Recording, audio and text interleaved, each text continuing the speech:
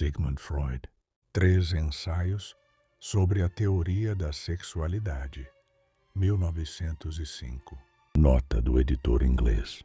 A presente tradução inglesa é uma versão corrigida e ampliada da que se publicou em 1949. Os 3 ensaios sobre a teoria da sexualidade, juntamente com a interpretação dos sonhos, figuram sem dúvida como as contribuições mais significativas e originais de Freud para o conhecimento humano. Não obstante, na forma em que costumamos ler esses ensaios, é difícil avaliar a natureza exata de seu impacto quando da primeira publicação. É que, no decorrer de edições sucessivas, num período de 20 anos, eles foram submetidos por seu autor a mais modificações e acréscimos do que qualquer outro de seus escritos, salvo, talvez, pela própria interpretação dos sonhos. Esta edição difere num importante aspecto de todas as que a antecederam, seja em alemão ou em inglês. Embora se baseie na 6ª edição alemã de 1925, última a ser publicada durante a vida de Freud, ela indica, com as respectivas datas, todas as alterações substanciais introduzidas na obra desde sua primeira edição. Em todos os pontos em que se suprimiu ou modificou grandemente o material nas edições posteriores, o trecho omitido ou a versão anterior são fornecidos em notas de rodapé. Isso permitirá ao leitor ter uma noção mais clara de como eram estes ensaios em sua forma original. Provavelmente causará surpresa, por exemplo, saber que a íntegra das sessões sobre as teorias sexuais infantis e sobre a organização pré-genital da libido, ambas no 2º ensaio, só foi acrescentada em 1915, 10 anos após a primeira edição do livro. Esse mesmo ano trouxe também o acréscimo da seção sobre a teoria da libido, no 3º ensaio. Menos surpreendente é que os avanços da bioquímica tenham tornado necessário, em 1920, reescrever o parágrafo sobre as bases químicas da sexualidade. Nesse ponto, a rigor, a surpresa funciona mais no sentido inverso, pois a versão original desse parágrafo, aqui impressa numa nota, mostra a notável antevisão de Freud nesse aspecto e revela quão pouco se fez necessário alterar suas concepções. Entretanto, a despeito dos acréscimos consideráveis feitos ao livro após sua publicação original, sua essência já estava presente em 1905, sendo mesmo possível rastrear-lhe as origens até datas ainda mais remotas. A história completa do interesse de Freud pelo assunto pode agora, graças à publicação da correspondência com Fliess, ano 1950, ser pormenorizadamente acompanhada, mas basta-nos aqui indicar seus contornos gerais. As observações clínicas da importância dos fatores sexuais na causação da neurose de angústia e da neurastenia, inicialmente, e das psiconeuroses, mais tarde, foram o que levou Freud pela primeira vez a uma investigação geral do tema da sexualidade. Suas primeiras abordagens, durante o início da década de 1890, partiram dos pontos de vista da fisiologia e da química. Por exemplo, encontra-se uma hipótese neurofisiológica sobre os processos de excitação e descarga sexuais. Na seção 3 de seu primeiro artigo sobre a neurose de angústia, 1895b, um notável diagrama ilustrando essa hipótese aparece no rascunho G das cartas a Fliess, aproximadamente na mesma época, mas já fora mencionado um ano antes. No rascunho D, a insistência de Freud nas bases químicas da sexualidade remonta pelo menos a essa época, mas há também uma alusão ao tema no rascunho provavelmente datado da primavera de 1894. Nesse caso, Freud acreditava dever muito às sugestões de Flies, como fica demonstrado, entre outros pontos, em suas associações ao famoso sonho da injeção de Irma, no verão de 1895, a interpretação dos sonhos, capítulo 2. Era também a Flies que devia algumas sugestões sobre o tema correlato da bi, morrelato da bi, que Freud mencionou numa carta de 6 de dezembro de 1896, carta 52, e que mais tarde veio a considerar como um fator decisivo. Embora sua opinião final sobre a atuação desse fator U tenha colocado em desacordo com Flies. É nessa mesma carta, de fins de 1896, Freud L950, a Carta 52, que encontramos a primeira referência às zonas erógenas passíveis de estimulação na infância, porém mais tarde sufocadas e a seus vínculos com as perversões. No início do mesmo ano, rascunho K, de 1 de janeiro de 1896.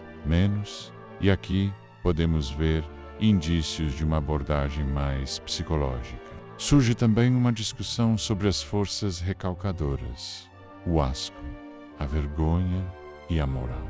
Contudo, embora tantos elementos da teoria de Freud sobre a sexualidade já estivessem em sua mente por volta de 1896, sua pedra angular ainda estava por ser descoberta. Desde os primórdios tinha havido uma suspeita de que os fatores casuais da histeria remontavam à infância. Há uma alusão a esse fato nos parágrafos iniciais da comunicação preliminar do Breuer Freud, de 1893, por volta de 1895 ver, por exemplo, a parte 2 do projeto, impressa como um apêndice à correspondência com Flies. Freud dispunha de uma explicação completa da histeria, com base nos efeitos traumáticos da sedução sexual na primeira infância. Durante todos esses anos anteriores a 1897, porém, a sexualidade infantil era encarada como nada além de um fator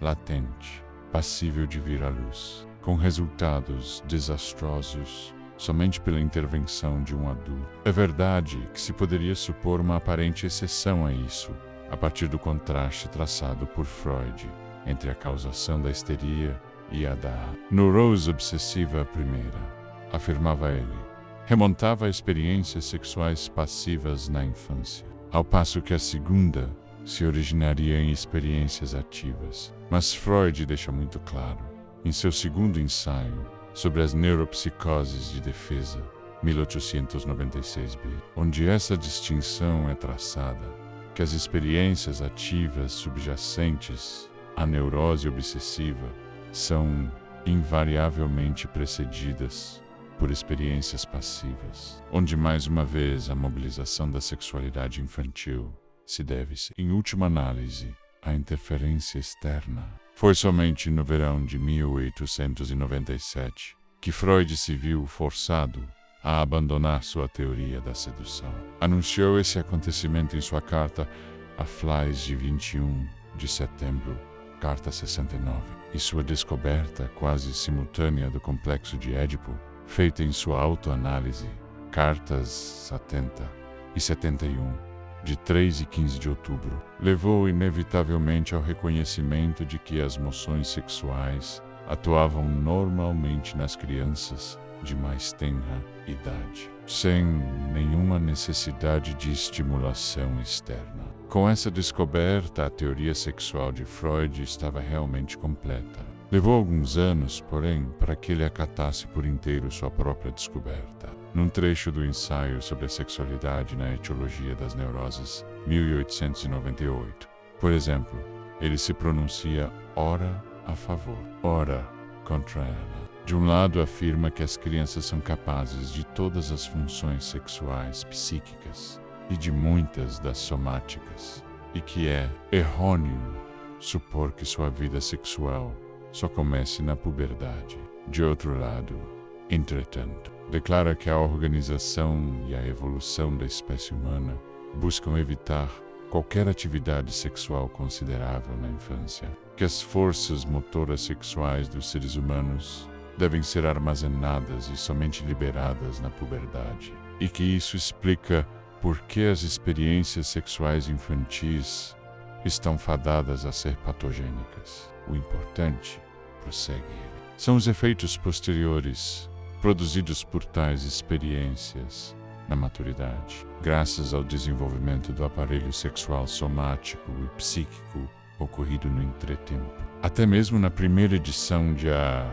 Interpretação dos Sonhos 1900, vê-se um trecho curioso, ao final do capítulo 3, onde Freud comenta que temos em alta conta a felicidade da infância, por ser ela ainda inocente de desejos sexuais. Uma nota corretiva foi acrescentada a esse trecho em 1911, por sugestão de Jung, segundo afirma Ernest John. Isso foi sem dúvida um remanescente de um rascunho inicial do livro, pois em outros trechos, por exemplo, na discussão do complexo de Édipo no capítulo 5, ele escreve, de maneira perfeitamente inequívoca, sobre a existência de desejos sexuais mesmo nas crianças normais. E é evidente que ao redigir seu caso clínico de Dora, no início de 1901, já estavam firmemente estabelecidas as linhas principais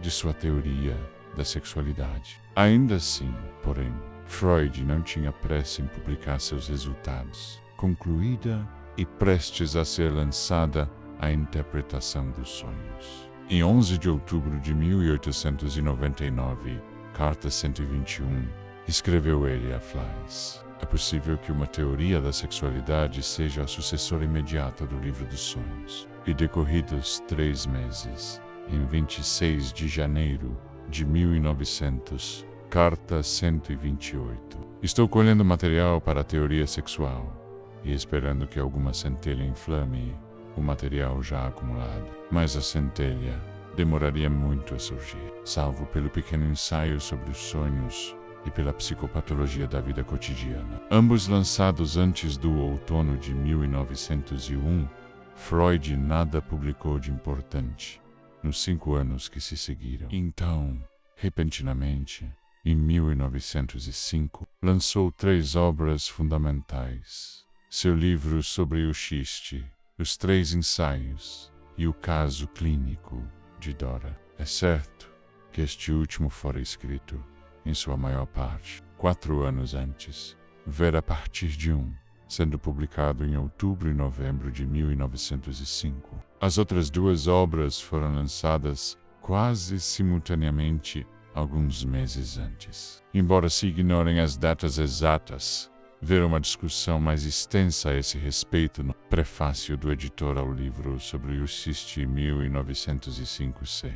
Em Nas edições alemãs, as seções só aparecem numeradas no primeiro ensaio, e mesmo neste, a rigor, antes de 1924 só eram numeradas até a metade do texto. Para facilitar as referências, estendemos aqui a numeração das seções ao 2º e 3º ensaios. Prefácio à 2ª edição. O autor, que não se deixa enganar sobre as lacunas e obscuridades deste pequeno escrito, ainda assim resistiu à tentação de incorporar-lhe os resultados das investigações dos últimos 5 anos, por não querer destruir seu caráter de documento unitário. Por isso reproduz o texto original com alterações mínimas e se contenta em acrescentar algumas notas de rodapé, que se distinguem das antigas por levarem um asterisco. Ademais, é seu fervoroso desejo que este livro envelheça rapidamente,